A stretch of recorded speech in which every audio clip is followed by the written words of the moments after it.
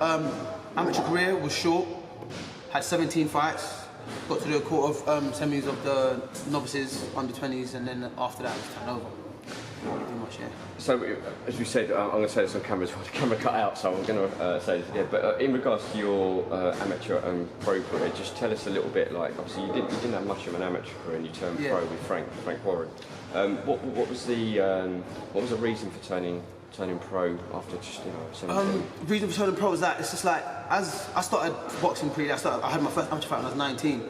I just turned 24, so it was like, I was just thinking, you know, like life kind of gets in the way, and then you've got to start working and stuff, and you ain't got the time to go down to the amateur gym because all the trainers in the evening and you're working. So I thought it's getting a bit hard. So you're working as well. Then it's like you kind of come to a point where it's like you're gonna take it serious or stop, because amateur boxing is more for leisure. Like, you love the sport and you do it.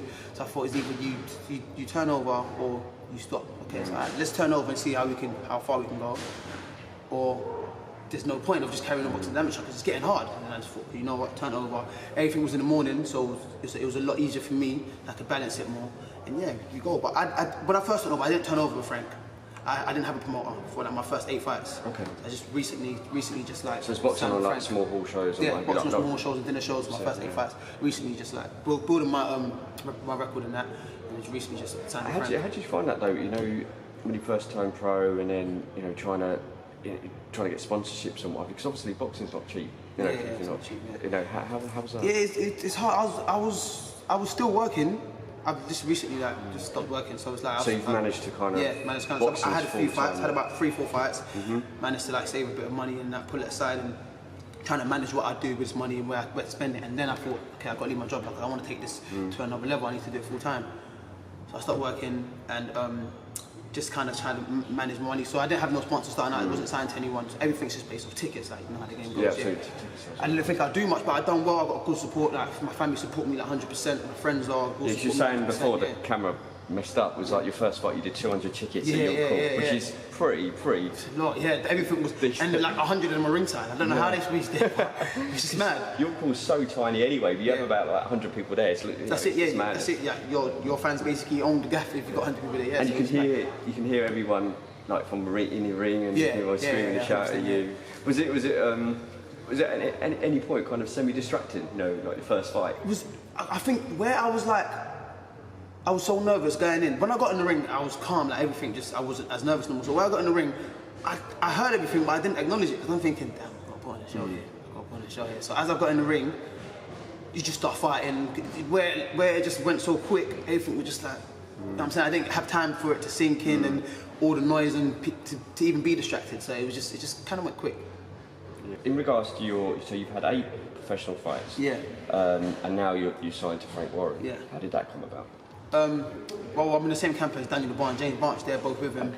Manager Martin Bowers has obviously he's got a good relationship with Frank and the team there. So and a lot of people around Frank have been putting my name forward, like, this guy's a good fighter, But I never really had like the opportunity to meet him or anything. Met him once, but I hadn't signed with him, just still fighting. But and just to be signed with Queensbridge, obviously, that's massive. Great. It's a good opportunity. So I was excited about it.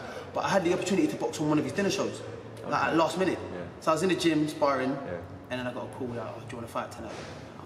Dinner show, cool. Fought on it, stopped the guy in the second round, and everyone was excited by it, everyone was good about it. So now Frank's seen me fight and stuff, so it's like, okay, cool, get him on the show. Got me in the show, and then obviously my managers have been having conversations with him behind the scenes and stuff, and he told me, listen, this is the situation. You up for it? Yeah, of course. So your next fight's going to be Royal Albert Hall, which is quite iconic. It's going to be obviously a TV show. That's what the James before, and it's now being on a big network, so BT Sports, you've got Frank behind you. It's you must feel like your career's like you can see come sometimes. I can, like always when you're thinking you're grinding and you're thinking, I can see my career. But now it's like I can see it. You know what I mean? Like there's a difference. Like okay, it's all coming together now. Like you've got an opportunity on a big platform. You've got backing from a promoter. Like all you've got to do is just keep doing what you've been doing. Yeah, absolutely. And it's all going to come together. So I just keep So I don't want it to get the head too much and think, oh, I've got a corner. Just keep doing what I'm doing because that's what got me here. So that's going to get me further. So and hopefully this year we'll see you in some kind of area title fight. Hopefully, I would love to get into some sort of area title fight this year. I wanted one last year, and that was my first year. But I think sometimes you can be a bit too eager. You've got to kind of slow down and wait stuff. for your trainer and manage you have good good spars with like top people, and you think, oh, I'm ready. But sparring's a lot different from things as well. Oh yeah, and the people I sparred as well. I sparred David Abinesin as well. I know he's a welterweight, but he was a world champion kind of thing. So it's like that was good experience. Just I wasn't obviously trying to use my weight against him, even though he's very physically strong. It's more like, can you like outbox someone at this level? It's like when you're getting in there and you're doing your thing. It's like, yeah.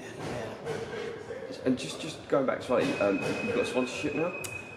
Yeah. And you're looking for sponsorship? I'm still looking for sponsorship. Right now, Ringside are looking after me, giving me kit and stuff, and Downward Demolition are also looking after me in camp as well. So at least that's something, hopefully, like, you know, as your career kind of progresses and you see that you'll get more sponsorship and that enable you to kind of, obviously it's quite it's very hard. People don't understand how hard it is though. They think, oh yeah, you're doing your things. It's coming out all of my pocket. Fighting's easy, but it's the training. Yeah, fighting's easy, but it's the training, getting to training, trying to manage your life outside of training and stuff. That's the hard bit. Like, fighting's just, you go in there and fight, that's what we're all trying to do. But you have like a 6-8 week, well I'm in the gym all year round, but like fighters tend to have like 6, 8, 10 week training camps, and it's like, you've got to pay for expenses to get to training camp, expenses for kit, things like that, so sponsorship helps a lot. Before we go, do you want to shout out your social media so people can follow your career? Yeah, social media is 2 Sharp, the number 2, Sharp _D on both Instagram and Twitter. Cool. Yeah. I'll make sure that goes out on the video and what have you, so people can follow you. And hopefully we're going to catch up with you and follow your career. Yeah, nice, thank you. Thanks, appreciate it.